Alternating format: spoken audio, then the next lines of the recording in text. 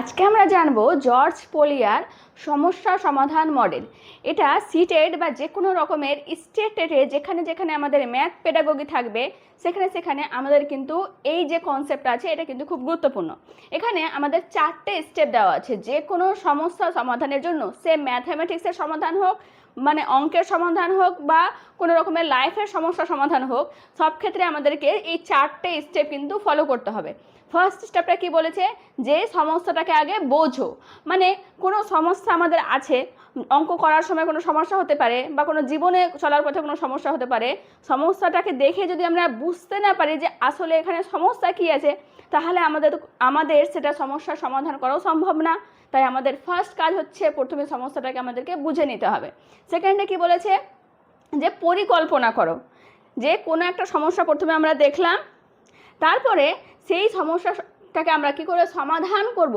হুট করে আমি চলে গেলাম, ধরো একটা অঙ্ক আছে, সেই অঙ্কটাকে আমি কোন ফর্মুলায় ফেলবো বা কোন লাইনে যাব, যদি আমি ঠিকভাবে না জানি বা পরিকল্পনা না করি, তাহলে তো আমি যে কোনো ফর্মুলা ইউজ করে নেব আর যে কোনোভাবে উত্তর মিলতেও পারে না মিলতেও পারে, একটা ঢিল ছোড়ার মতো একটা ব্যাপার হয়ে গেল। বা জীবনেও যদি কোনো প্রবলেম আমরা পড়ি, তাহলে সেখান থেকে আমাদেরকে বেরিয়ে আসতে কী করে হবে, সেটা যদি আমরা একটু পরিকল্পনা না করি, আমরা একটু চিন্তা ভাবনা না করে আমরা ভয় পেয়ে গিয়ে ভুলভালভাবে সমস্যাটাকে সমাধান করতে শুরু করি, তাহলে কিন্তু আমরা খুব ভালোভাবে যে সাকসেস হবো সেটা না।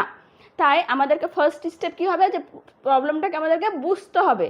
সেকেন্ড স্টেপ কী হবে, যে আমাদের যে সমস্যাটার সমাধান করব সেটার জন্য আমাদেরকে আগে পরিকল্পনা করতে হবে। পরিকল্পনা ছাড়া কোনো সমস্যার সমাধান করা কিন্তু সম্ভব না, সে ম্যাথামেটিক্যাল হোক বা যে কোনো রকমের সমস্যা হোক। ঠিক আছে, থার্ড স্টেপ কি বলেছে, যে আমরা যে পরিকল্পনাটা করলাম, শুধু পরিকল্পনা করে নিলাম আর বসে থাকলাম যে ঠিক আছে সমস্যার সমাধান হয়ে যাবে, তা তো না।